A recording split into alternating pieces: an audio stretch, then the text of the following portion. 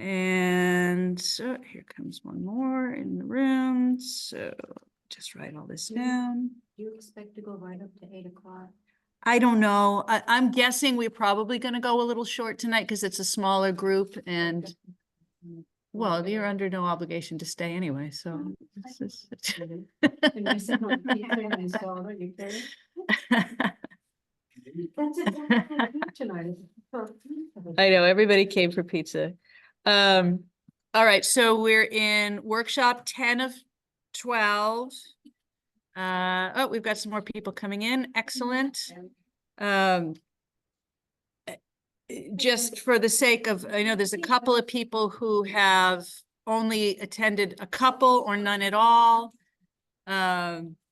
We've been through a few different units, right? So we went through the opening unit, which was like big overviews. Yes, Valerie? We typically record. It is recording. Okay, I didn't see the notice. Sorry, thank you. Where was I? Oh, so we've been through a few units, starting with like opening concepts, the planning game where we set some priorities, a whole long unit on the permaculture, park design, and then a bunch dealing with sort of the tie-in to the education system. And we've sort of morphed into some of the operational stuff. And now tonight, what I'd like us to start to do is to, sorry, I'm having trouble focusing today. It's been that kind of day. I'd like to start talking about the actual outline of how we're going to proceed through the end of this planning grant. I mean, not just the 2 workshops, but the 6 months after, when the project partners and I write the plan and some of the other activities that'll go alongside that, how the facility we think should be organized, an order of action. So not as much fun as some of the sexy stuff like the permaculture plans and the presentations last month, which were excellent. But some of the other stuff. And for those of you not in the room, I did print out some stuff for the folks here to use as scratch sheets, a little agenda, a little 2-page memo from Eric Francis from Farm 2X. He's the consultant who works with the school on their hydroponics and their other agricultural projects, outlining a possible capstone project. And then the results from the planning game that we did, and also the student session. And that's just as a reminder to sort of get us back to what the priorities were. So before we dive into sort of talking about all those future steps, I want to give Jocelyn the chance to share screen and talk about the results of the farm survey, which is going to officially close on Friday. But I think we probably come up with most of the responses that we're going to. And, Carl, I can share anything you need at any time. Carl's question in the chat, for those of you who didn't see, was, are the materials available electronically? Everything that I printed out is in that ongoing rolling summary of the meetings, which in its entirety is about 165 pages right now, but it is in a PDF that you can jump from workshop to workshop and look at any of the contents from the table of contents, and all that stuff's in there, Carl. Okay, I'm gonna grab some pizza while Jocelyn shares screen and talks about the survey.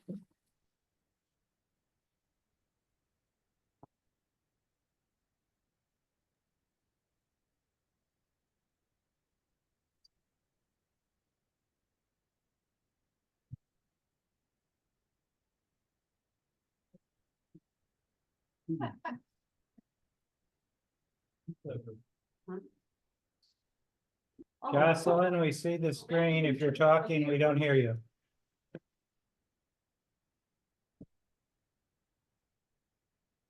who this person is. You're not on mute, Jocelyn, but if you were talking a minute ago, nobody could hear anything you said. Let me see if it's my system. No, my volume's up.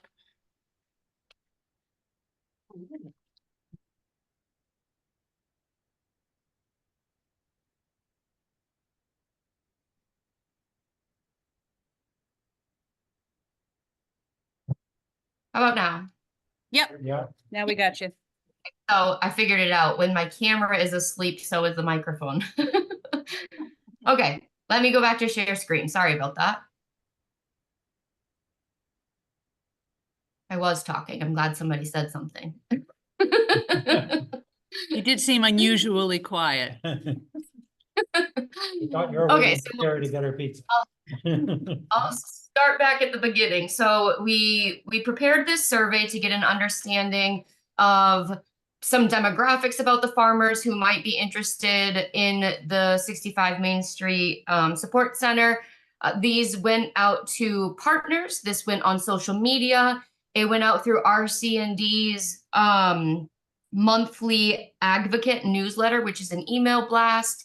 I also sent about, I think it was 120 direct emails to farmers in the Northeast area that I was able to collect emails for.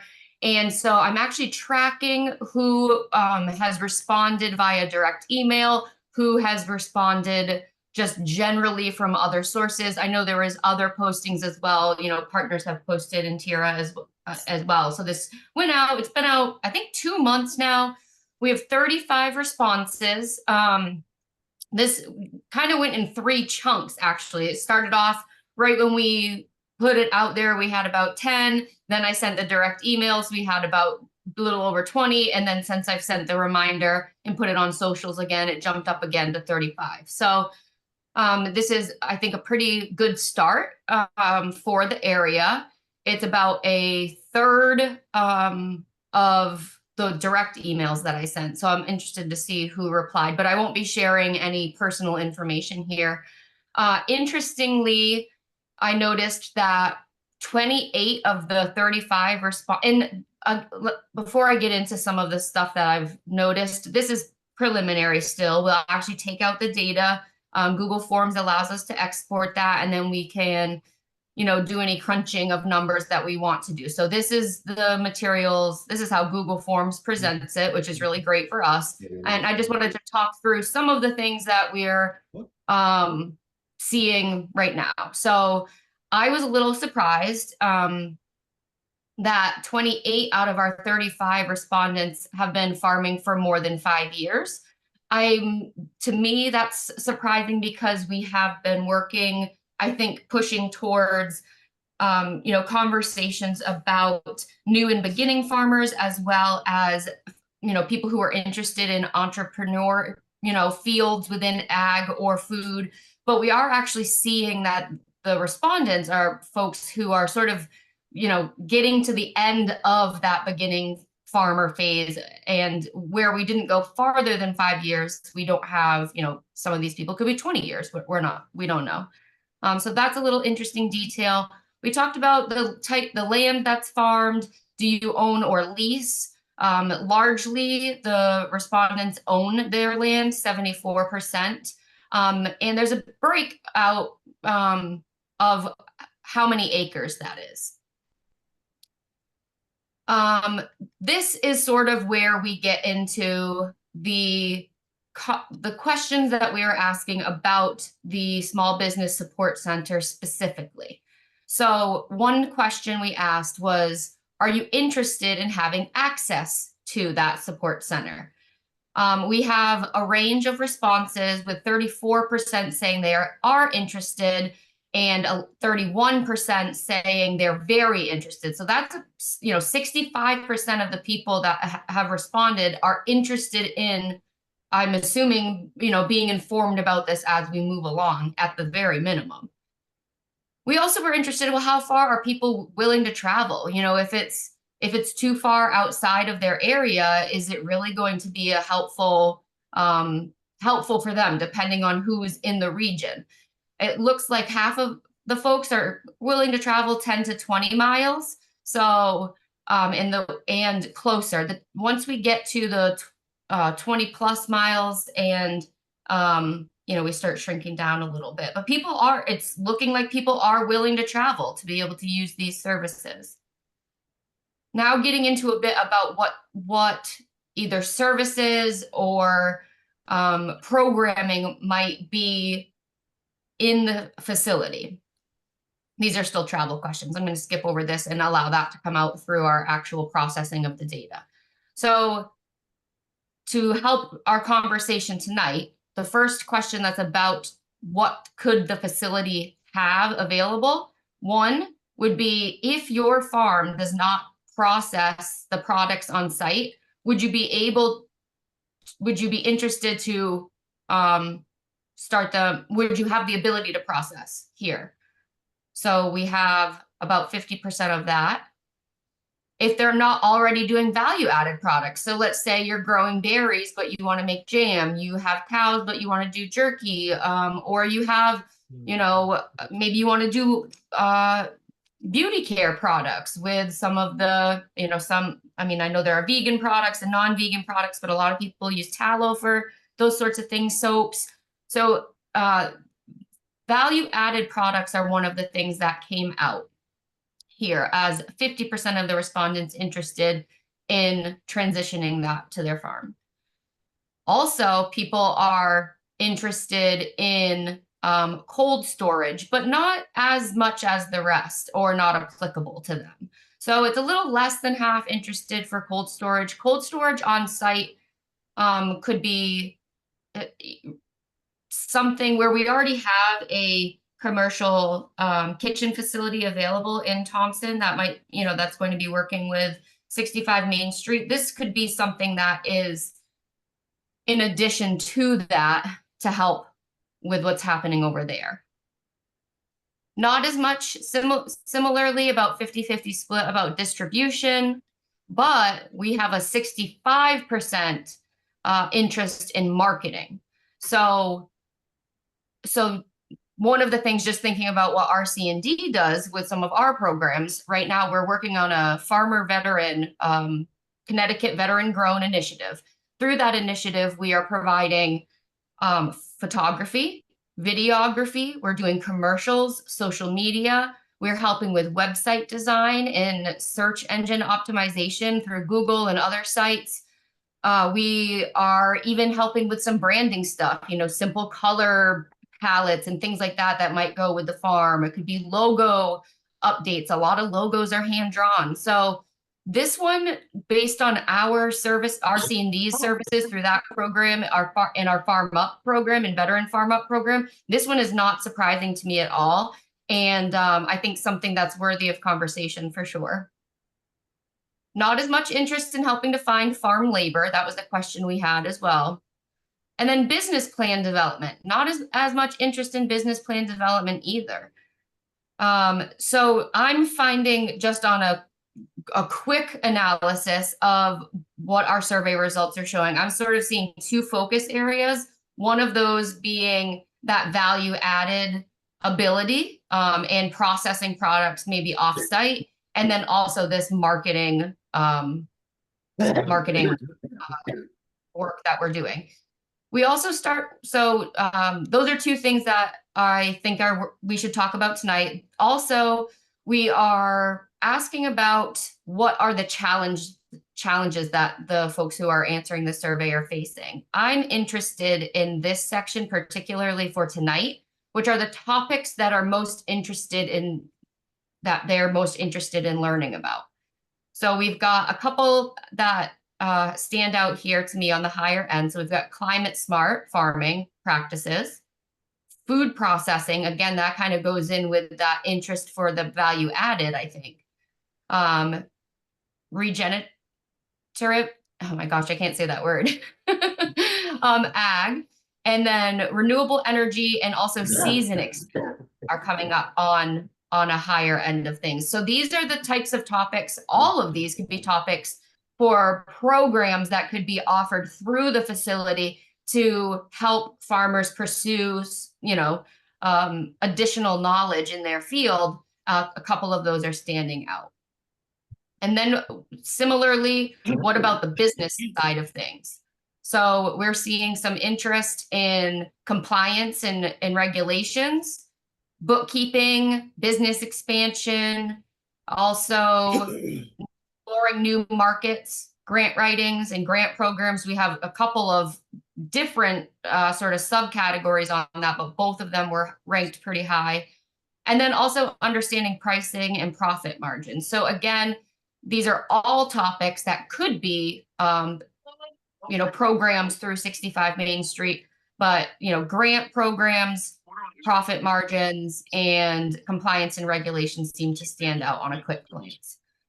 So that's really what I have. I'm happy to answer any questions. Again, this officially closes Friday, so we'll be taking a look at this further, but for the purpose of discussing everything that we've learned so far through these workshops, and then actually putting it into okay, we want to achieve this, this, and this, and provide these opportunities. This is sort of the starting point of that. So to sort of summarize that, again, I think that we could talk about the value added products, also the marketing interest. And then for the programs, we have some of these topics such as climate smart, food processing, season extension. Business topics could include compliance, grants, and pricing and profit margins. So those are sort of the things that I'm seeing on a first glance. Can I expand on anything or any questions about how the survey was implemented? I'll have this up as we discussed tonight, so I can reflect on it. If anyone says, oh, well, what was that thing that we talked about in the farming topics? I can reflect on that. Maura?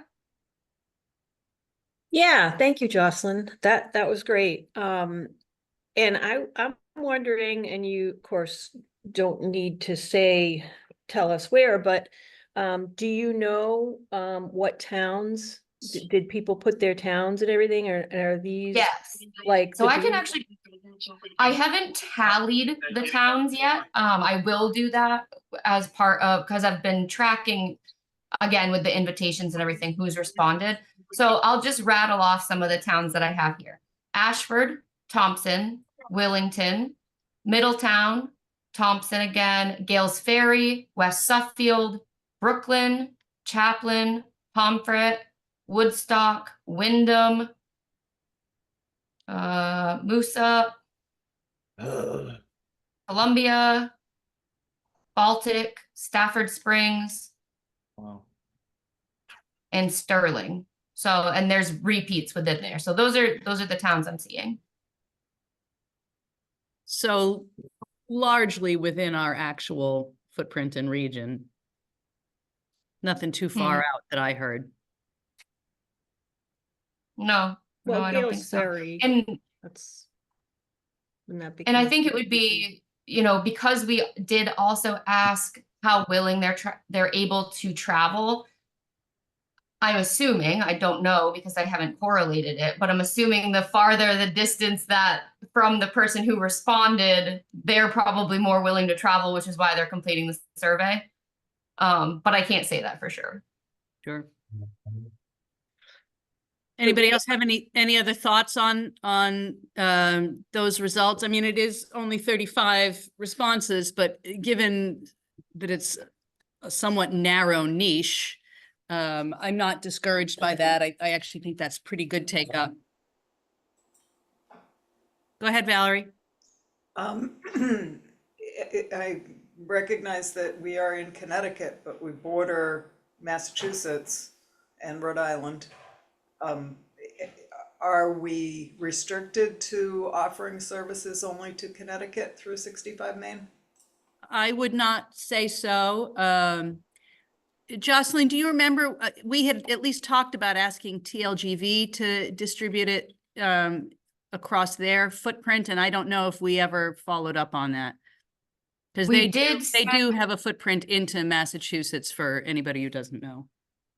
Yeah, we did send invitations to a bunch of partners. The results of what they did with that invitation to share it, I don't know off the top of my head.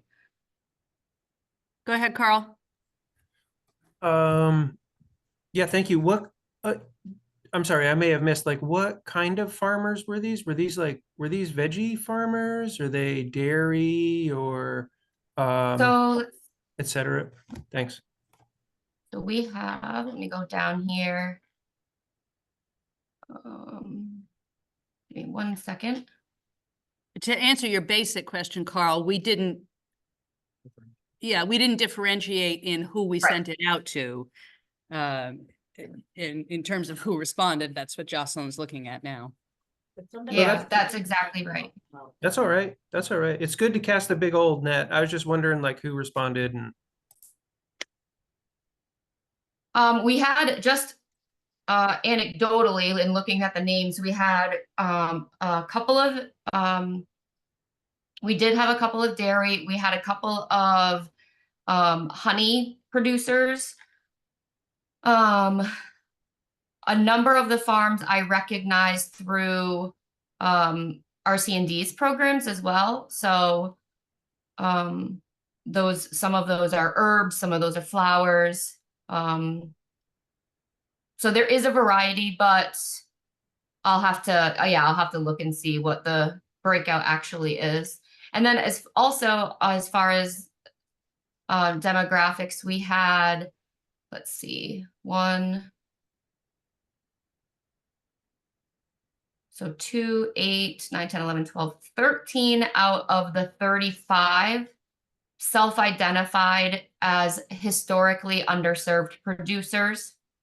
A couple of folks chose not to disclose their information, and then the rest they said that they do not identify as historically underserved. And for Connecticut DOAG, that's BIPOC, veteran, and new in beginning, and anybody in a protected class. Also anybody who speaks English as a second language. So about 30-ish% of the respondents. Anybody else have any questions for Jocelyn on the survey results?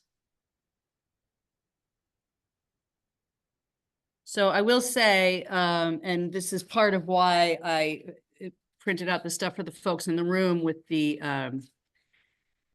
planning game results and the stuff for the capstone project, is that there is an actual through line that passes through all of them from the very, very first, or I guess it was the second meeting, but the one where we all got together and discussed in groups what we individually thought was important. And one of the top things that came out of that was the idea of marketing and promotion. Now, in the context of the planning game, it was about marketing and promoting the facility itself. But if you look at Eric's proposed outline for the capstone project, because we're talking about that with the school, putting something into place that we can attack before even the facility is really fully renovated, that's through their career path, their business career path, specifically through their marketing and AV program. So right off the bat, it seems to me that that's kind of our low-hanging fruit, both from the educational and the business promotion side. And the next step for the facility itself is really trying to put something robust in place with the high school business concentration kids to launch in spring 2025. Now, this grant will still be ongoing at that point. This grant goes through March. I think the end, it's either the end of March or the end of April, and I'd have to look at the documents. I'm pretty sure it's the end of March. Yes, end of March, when the partners and I have to produce the master plan.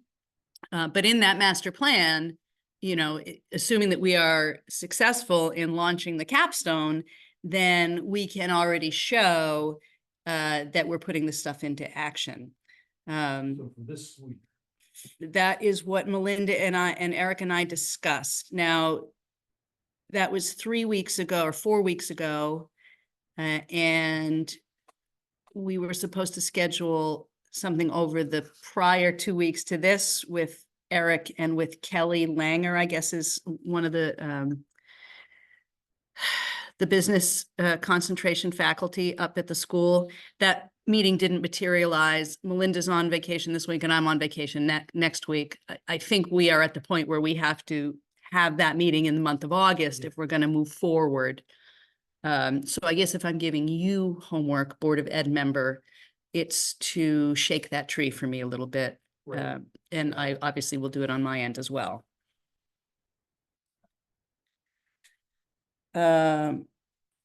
Maura, is there anything you wanted to go over again from anything that from the past site walk or anything coming up with ECCD on this project before we start talking about how we're going to outline and attack the rest of this project? I think I talked about the site walk last meeting, right? Yeah, you did. Yeah, not anything that I can think of, I guess.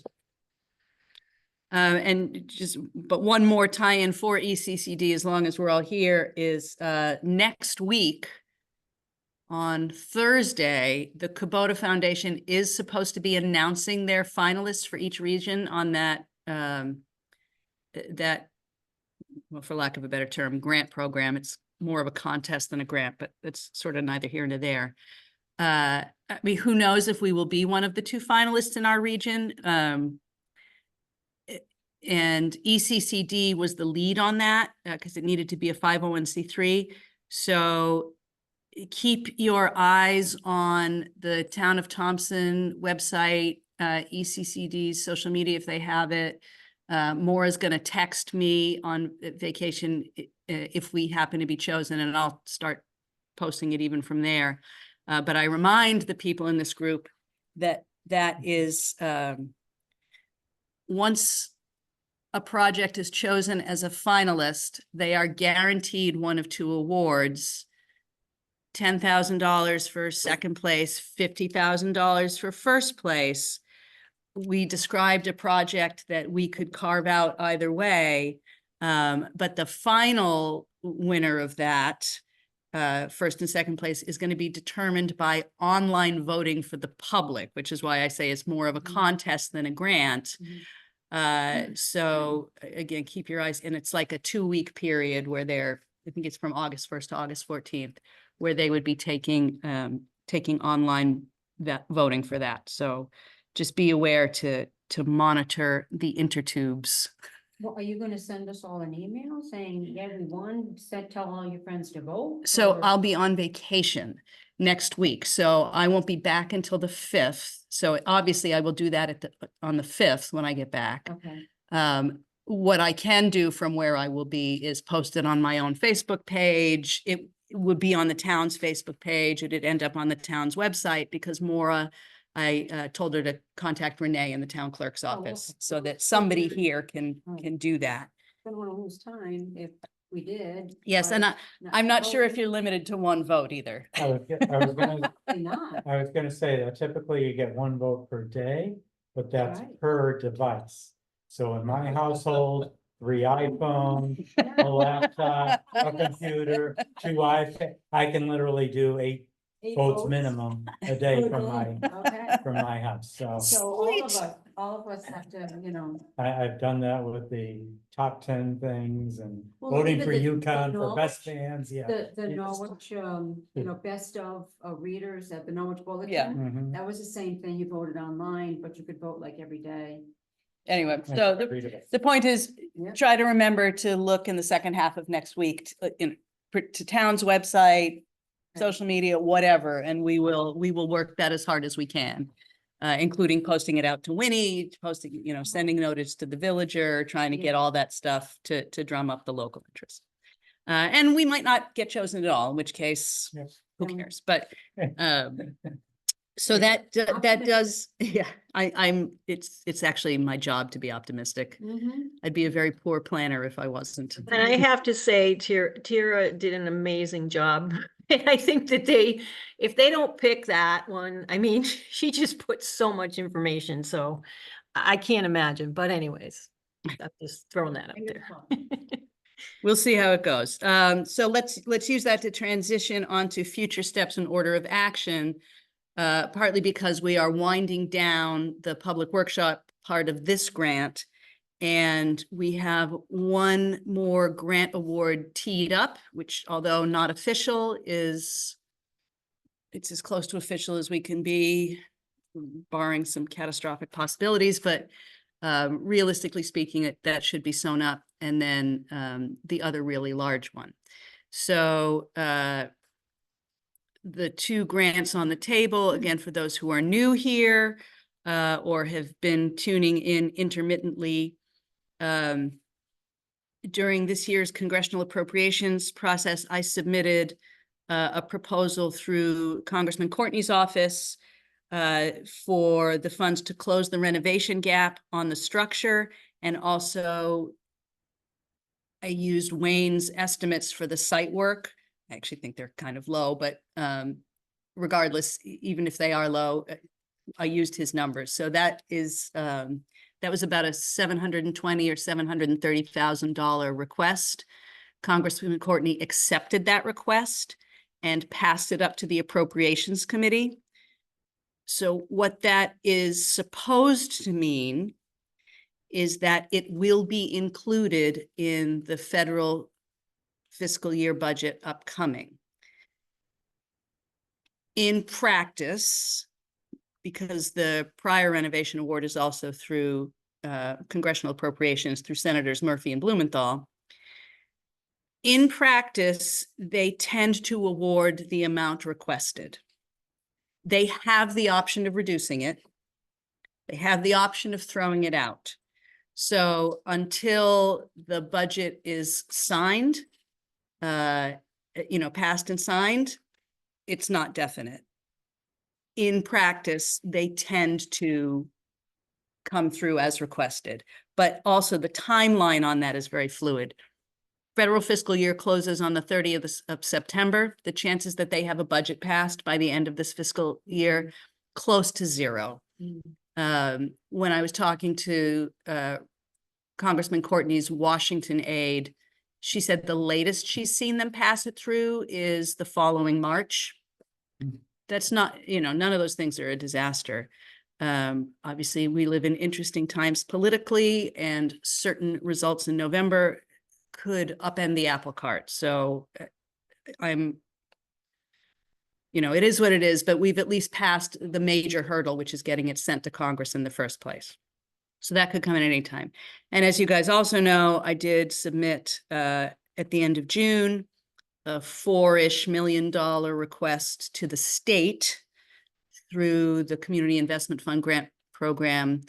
Again, it's my job to be optimistic. This is my third time submitting the same proposal. It's gotten more expensive every time I've submitted it. And I've been pretty aggressively talking to the state and to our state senators. So I'm very hopeful. And that also has money built in to close the renovation gap up here. So if we get both, we'll have all the money we need. If we get one or the other, we'll probably have a good chunk. And if we get none, we'll go back and find some other option. So that's where we are. So the reason I wanted to start with the grant stuff is because I want to start with Janet actually while we're here. I know, and I didn't warn her. Uh-oh. Because so this planning grant, which I said runs through March, had 5 named partners, most of whom you've seen a bunch of. Teague and RC&D and ECCD and I are all here. Tyche Planning and Policy Group, which is a private planning company owned by John Guskowski, who's one of my predecessors in this job and is also on the council at RC&D, also was a named partner, but he hasn't been able to attend any of the workshops. So the money that I built in for his partnership is going to be, none of it's going to be expended until the last 6 months. And it was based on 2 years of participation. So we're going to have extra funding left over in that grant, which I would like to use to get the real site plans developed for the permaculture park. So I had just asked Janet to sort of give us an idea of what we might be able to expect, because once I know that, in terms of rough ballparks, I don't want you to compromise your own ability to bid. But rough ballpark, so I can go back to USDA and get the approval of the change of scope. So take it away, Janet. Well, actually, I was just working on that. I know you sent me an email earlier last week, so I was just reviewing the whole plan and everything. So yeah, I'm putting some thought into it, and I'm glad you clarified it's just the lower part, because there's also a lot of site grading and everything on the upper part as well. A lot of paths, retaining walls, bridges. Yeah, I mean, I guess in giving me an idea to push it back to USDA, the more I know, the more I know. So, if it's this site work, you could estimate between whatever, it's $10,000 and $20,000 worth of design services. And if you were to add the upper portion, you could probably, I mean, that's enough of a ballpark for me to go back to them. And one thing that would certainly be efficient is if you just like survey it once, even if it's designed or constructed in phases. If there's a survey crew out there locating wetland flags and the boundaries to make sure you're on your own property, that would be efficient. So there's a step I think we can add to our order of action, which is site work. And I'm gonna say that we can probably, assuming that I can get this approved by USDA, which I think they will, I'd like to go out to bid on that once we close this public workshop process, because that'll be us going into the last 6 months where we're writing the master plan, and it would be good to have that site design to include in the master plan, regardless of whether we can then go straight out to construction with one of those grants. So, okay, so go to bid September site engineering.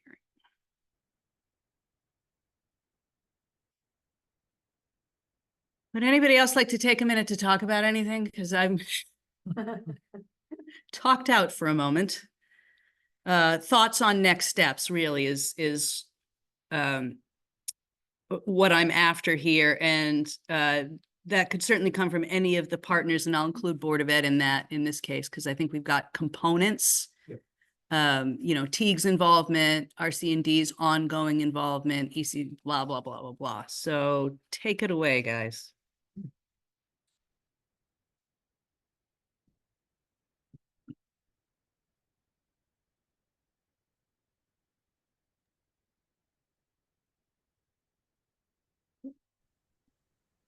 There you are, Ann. Hi, Hi. hi. So we're talking about, Teague's involved, and we're talking about Teague maybe being involved there, bringing some clients in. We've talked about all that. And then there's also the piece about the kitchen, which I think, we really need to clarify exactly what we're thinking and what the capacity. I've said right along, we're not a professional kitchen. We're an approved kitchen. We're an NDDH approved kitchen. But by no means, we've got 2 small electric stoves and limited refrigeration space in that room. So as we go forward, I just want to make sure we're clarifying when we say Teague's kitchen or Teague's involvement in that way. I'm not saying that it's unavailable, but if I think about large processing, if a farm thinks they're coming in to process large batches of jam, that could be challenging with the use of our building. But you also know that we are exploring and actually moving ahead on our plans for an annex to our building. In some terms, that's what we call it, as an annex. And there could be capacity there as well. So I want to open that conversation up and definitely, you know, put whatever food processing that we're talking about right in there in the conversation when we get to that point.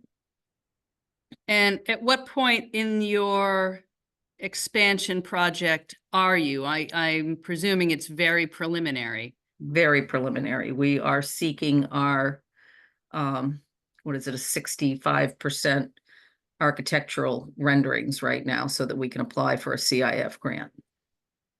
Okay. Which I would be happy to help you with if you need.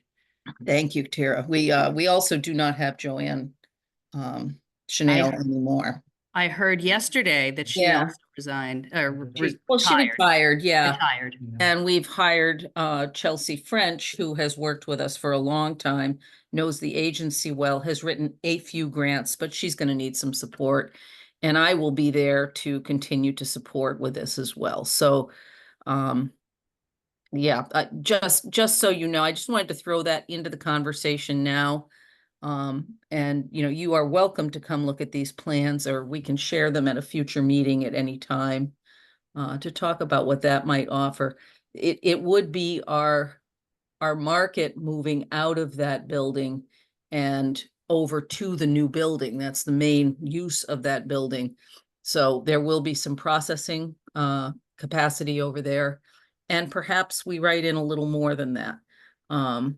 There's also a movement in the area for there's a lot of interest in a significant click type kitchen.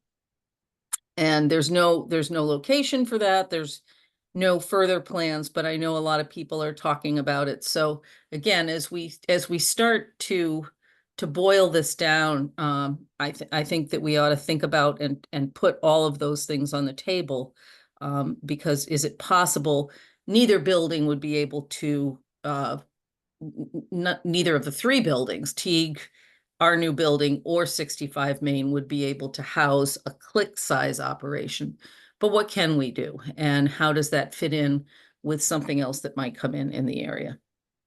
Right. So, so Joanne asked what Click is, and Click is actually not dissimilar to that place Hope in Maine that we heard from in the last meetings. It's a food incubator, or food hub, or food incubator type program.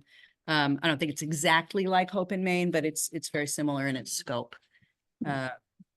And actually, they were one of the organizations we considered asking to present, but we had Willimantic Food Co-op, so we wanted to present folks from around the region. And I thought the guy from Hope in Maine was outstanding. Oh, Um, fabulous.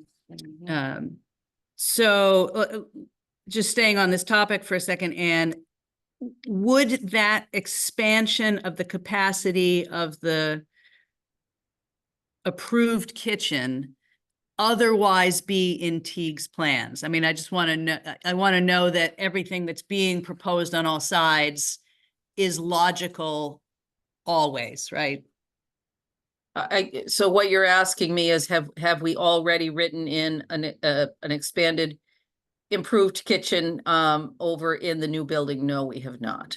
Well, my question is a little more specific, which is, would that have been your plan regardless of the 65 Main project? In other words, if the building blows up and, you know, there is no more project, I just want to be sure that everything that you are envisioning for Teague's future is what you're envisioning for Teague's future, and then that we happen to have synergy is Yeah, I think, fantastic. so we would,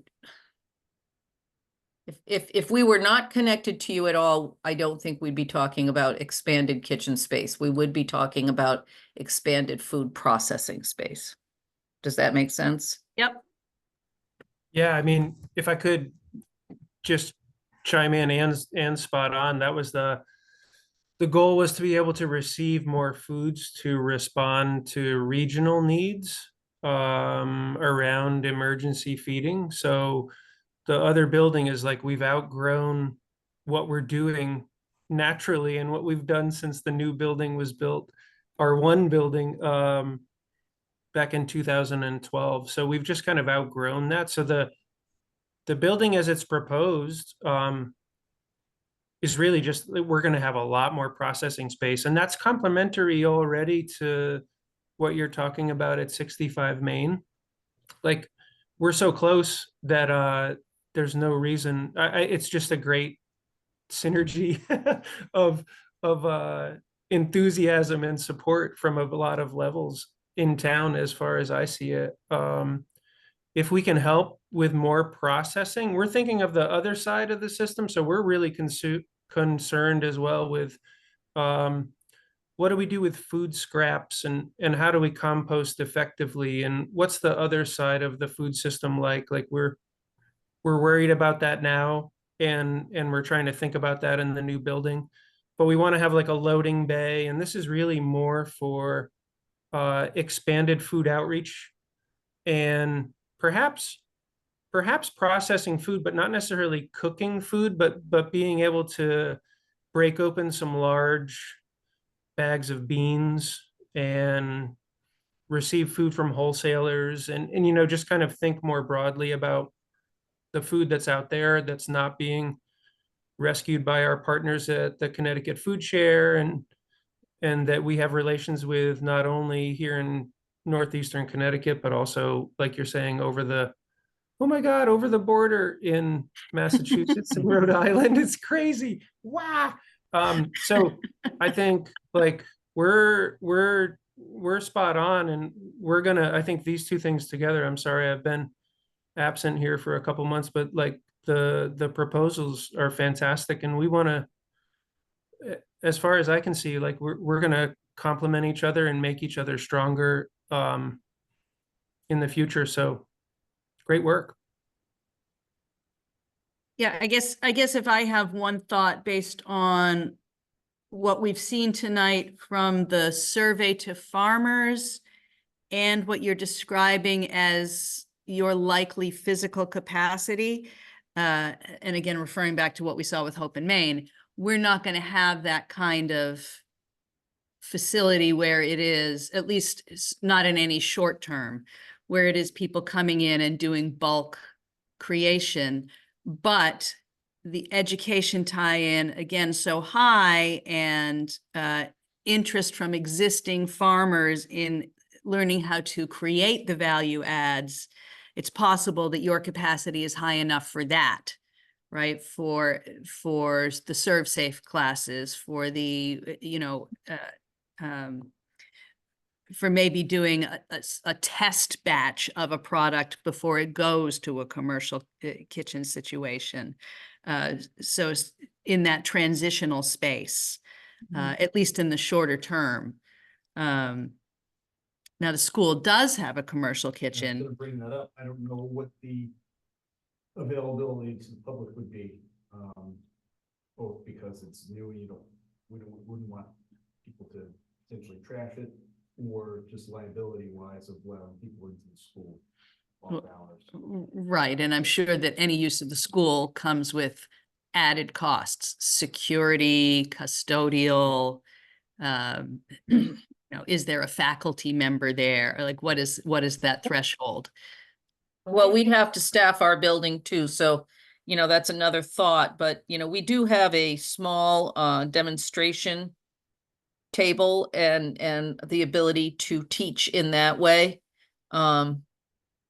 There's some small capacity for us as well, but we'd have to think about hours and timing and who covers it and blah, blah, blah, blah. Yeah.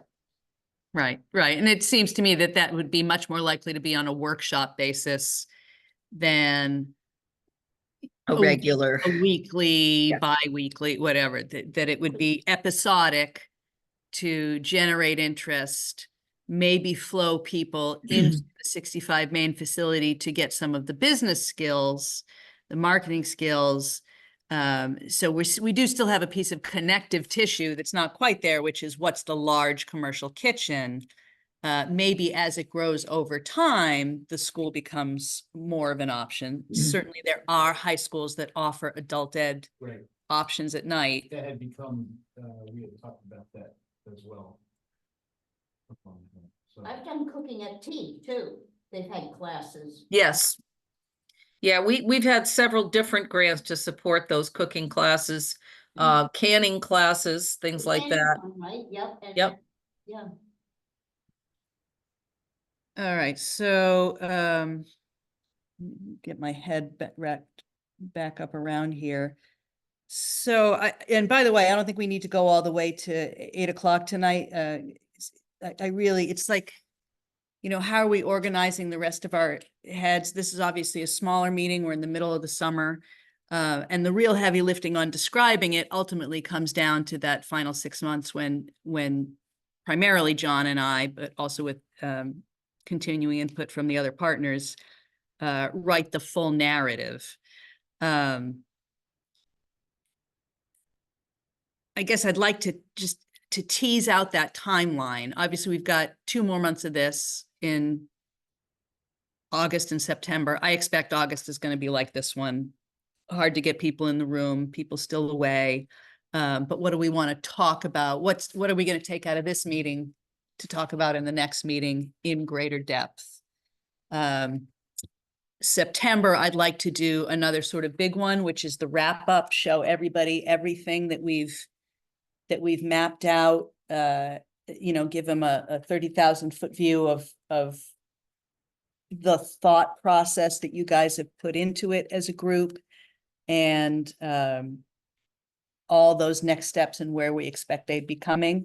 But before we go tonight, I'd like everybody to kind of decide what we want to talk about in August, especially for those who are planning on being here. And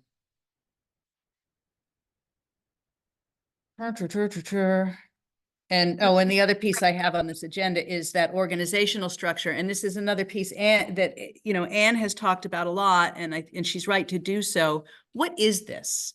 Is it a co-op? Is it a nonprofit that's going to have a board? Is it a municipal committee made up of members of other committees? What is it that based on everything we've talked about, you guys see as the most logical path?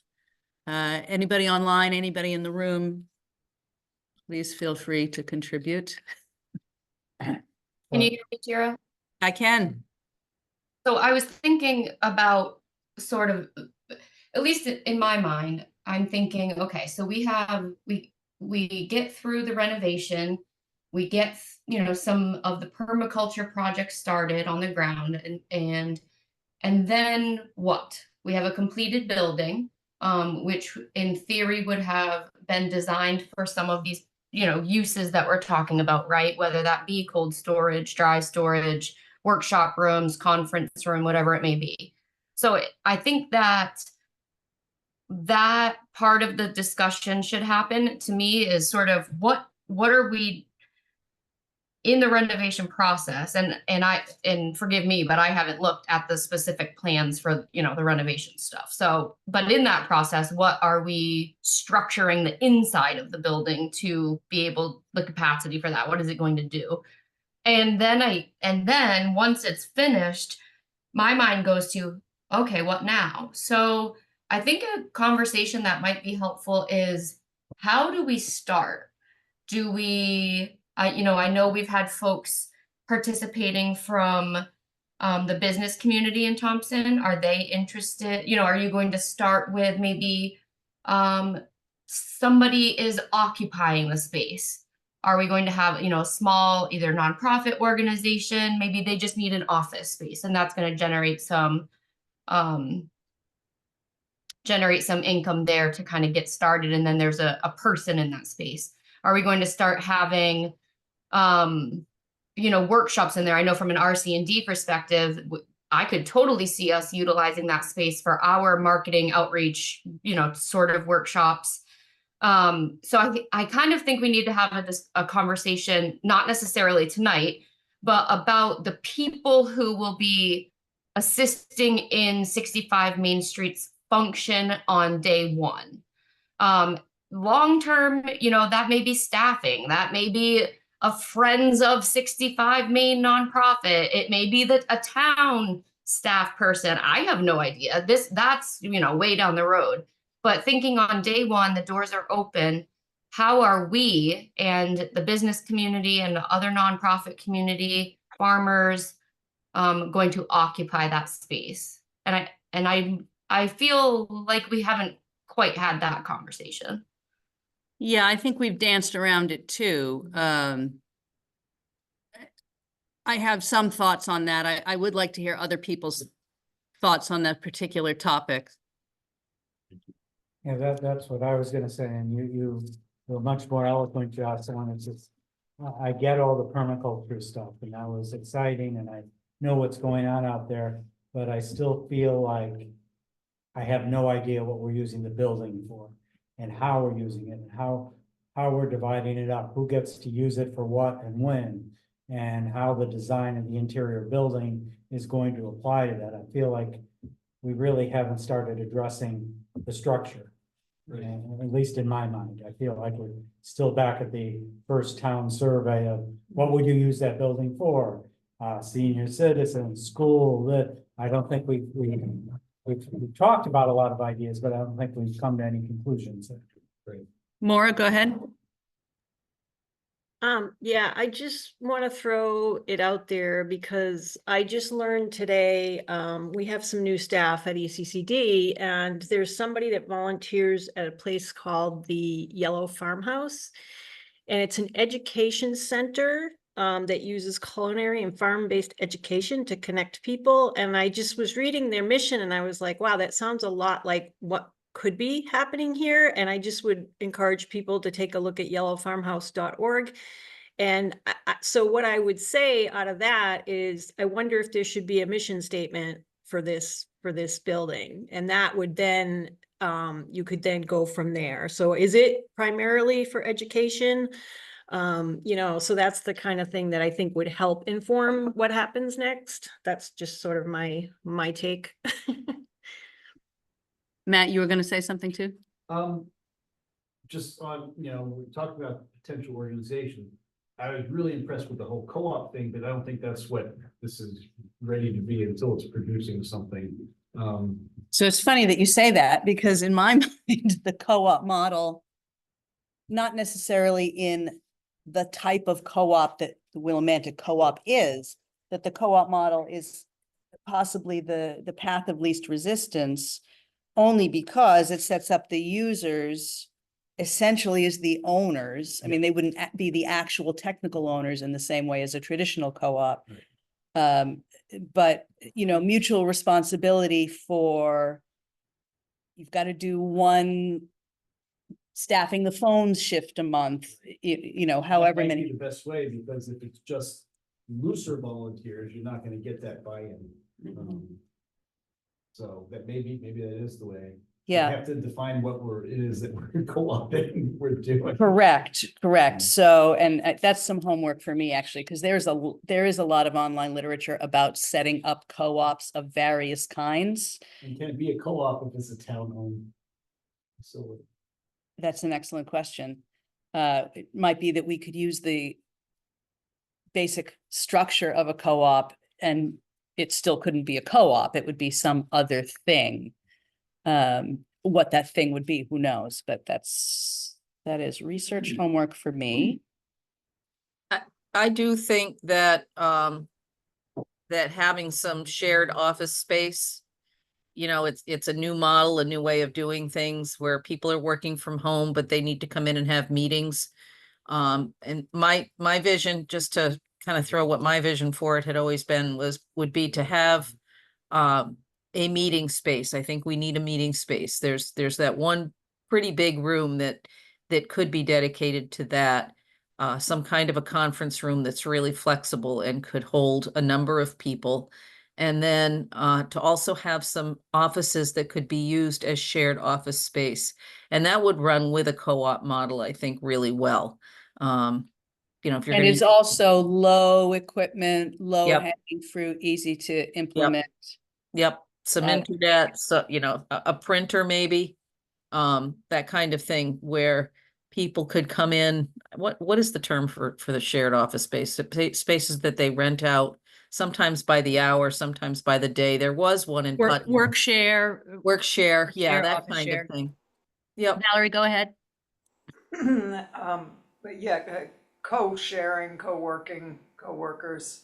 I really liked Mara's idea of working on a vision that then leads to mission and structure, which then would inform how the building is laid out and used, or its flexibility so that it can be used in multiple ways. Is there money available within any of the grant opportunities or existing grant funds to have someone come in to facilitate that? You mean the development of the mission statement? The development of the mission statement, the development of of what that structure looks like. There's certainly people that do that type of work. And I almost feel like the folks that do the Farming 101 business planning, I know Norma O'Leary is the one that started that program. I have been through the program.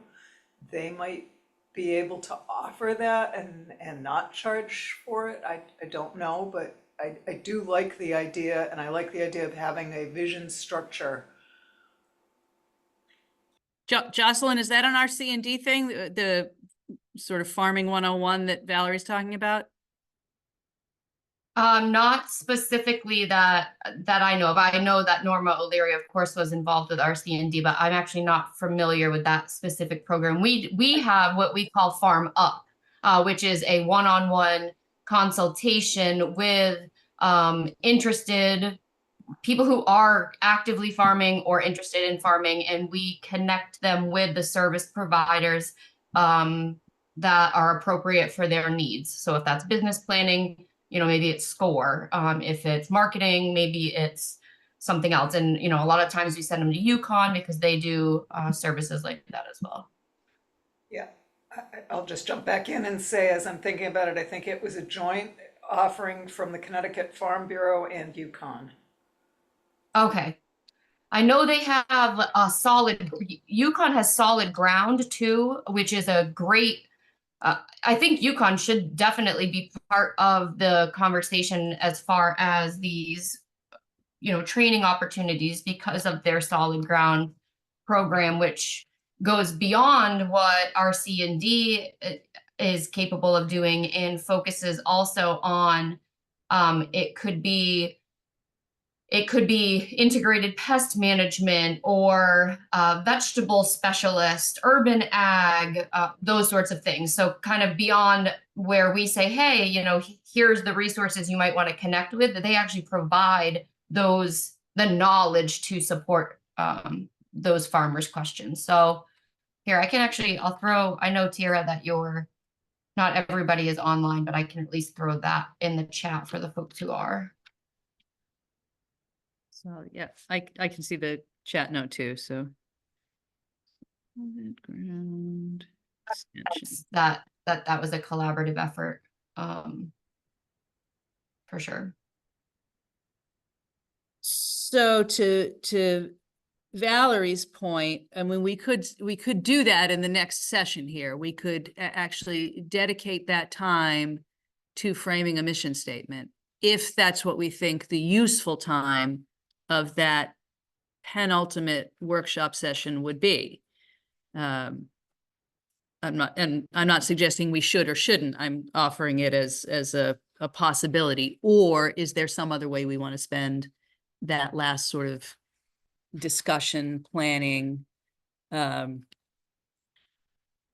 kind of like the idea of closing that August session with, maybe if we're doing 2 hours, we dedicate a whole hour to it, and the front hour to some other piece of this. Again, maybe me coming back with that information about, the various organizational models, right? These are the rules for co-ops. We either can or can't be one, but maybe we can do something within a similar structure kind of thing.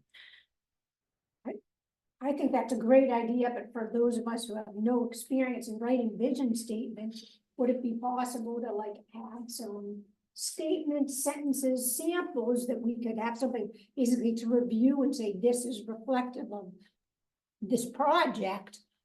Because Mhm. I'm not experienced with. Nobody is until they I- do one.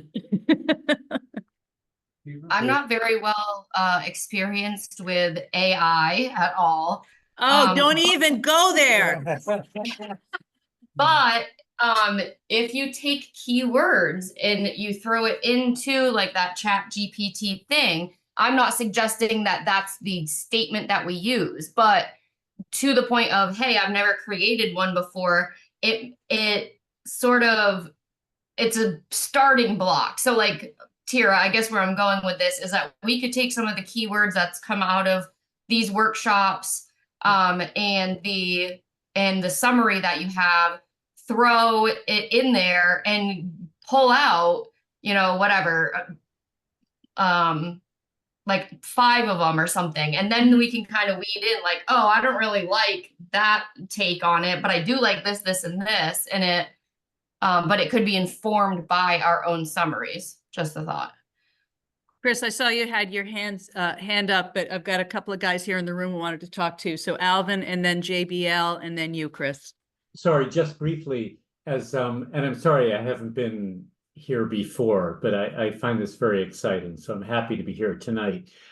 If you want to write a mission statement, it's best if a couple of people draft one, and then you bring it to the whole group and for review. And I don't think that, given what I've been hearing tonight, I don't think that should be terribly difficult. That's just my suggestion. And I'd actually be happy to help with that, even though I'm very new to this whole project. But I think if Well, you now that you're here, we'll put you to work.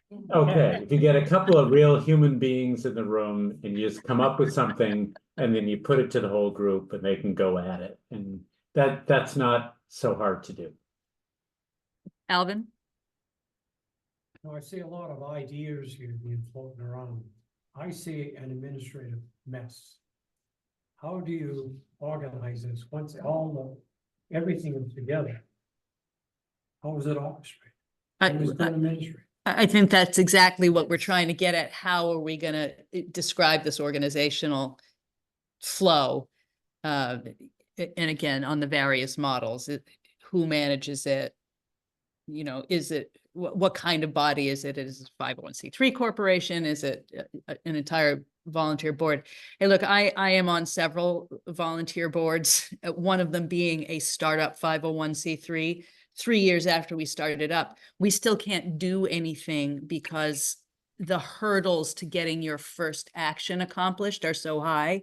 Now, this project doesn't come with the same challenges that volunteer board has, in that it's already gotten quite a bit of funding and has more funding on the way.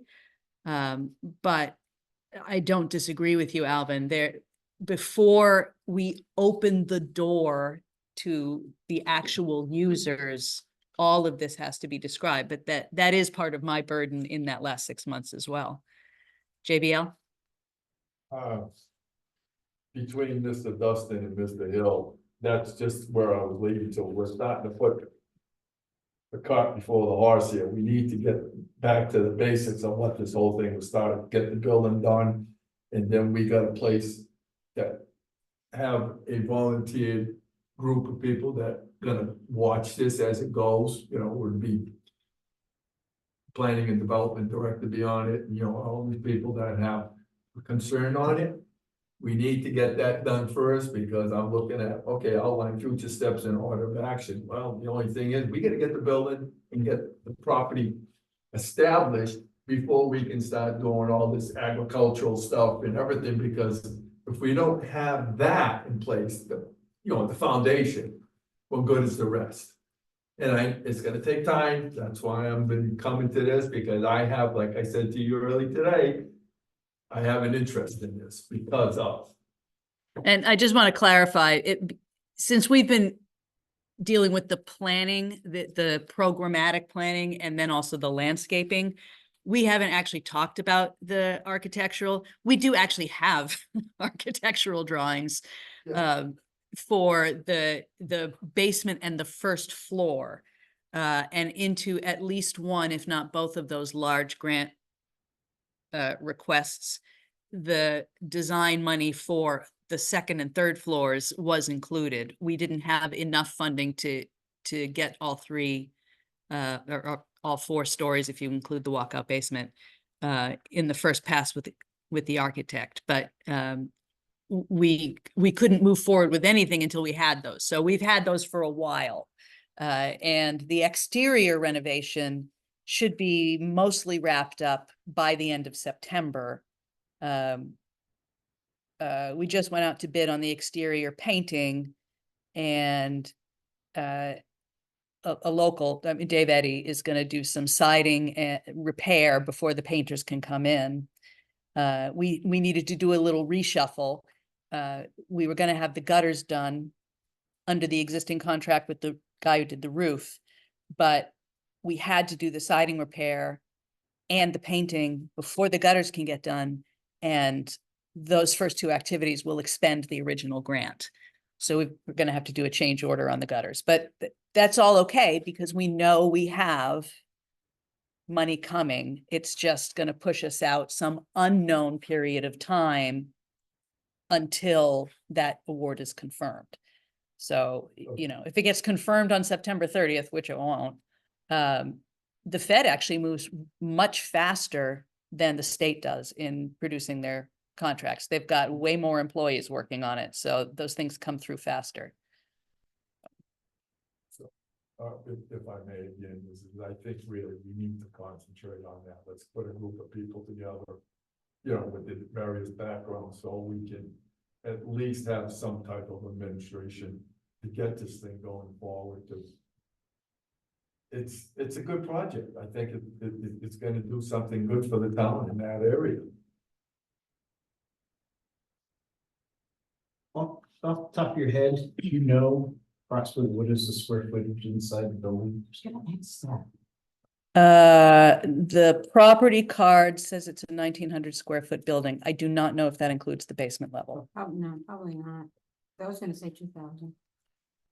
Yeah, it does include the 3rd floor, because the 3rd floor is, or was finished before we ripped all of its guts out, but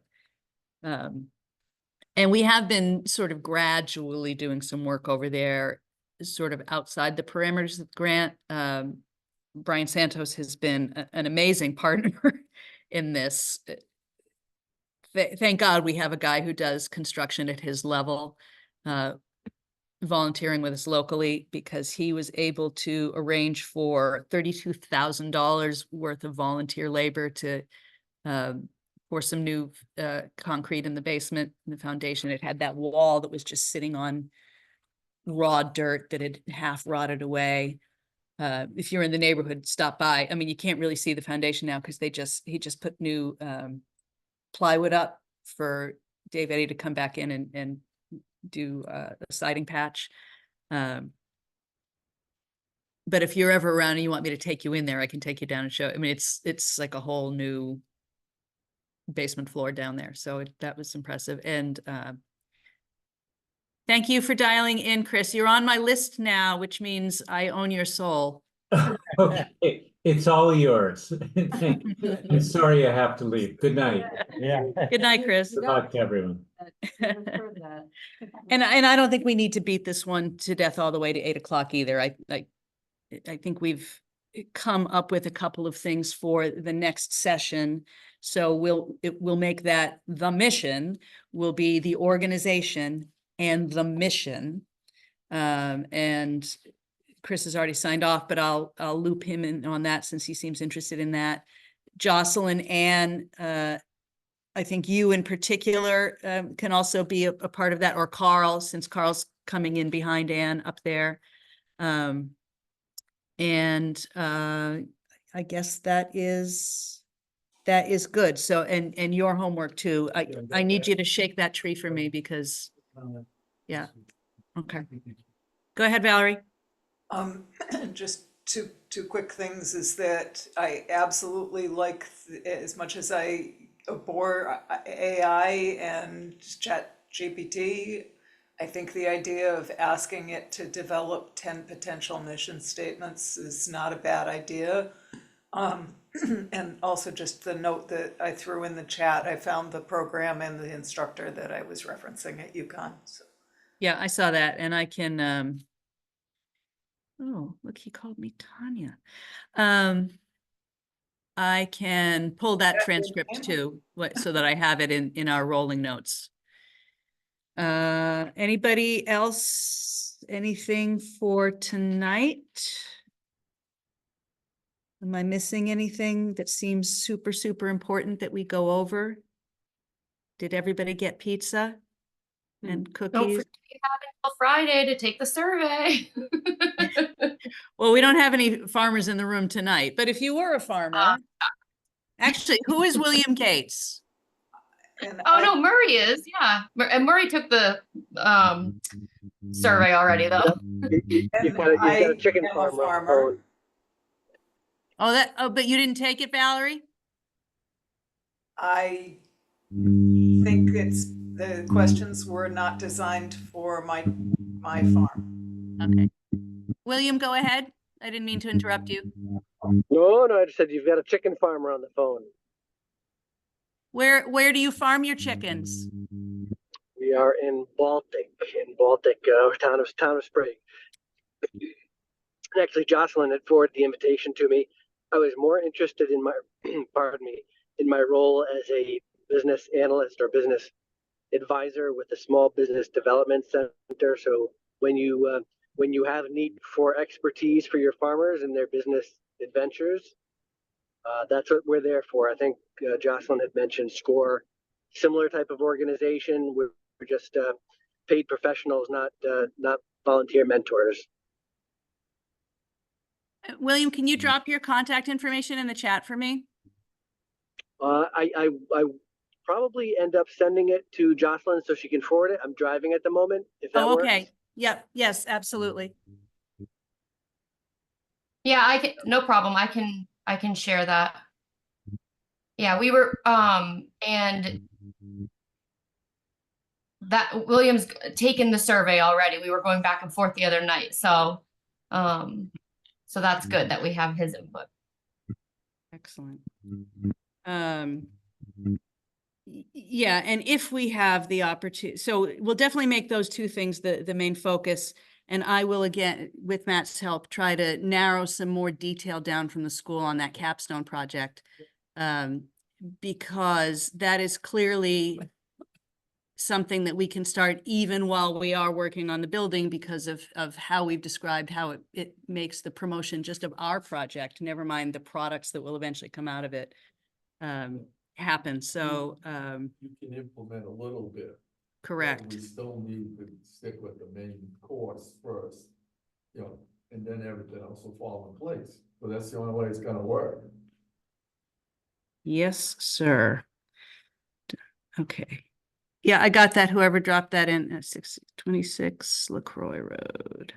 Thank you. Thank you. Okay. I'm happy to break unless anybody would like to wax rhapsodic on anything. Haven't had fourth Wednesday, which, yeah, the 28th sounds right.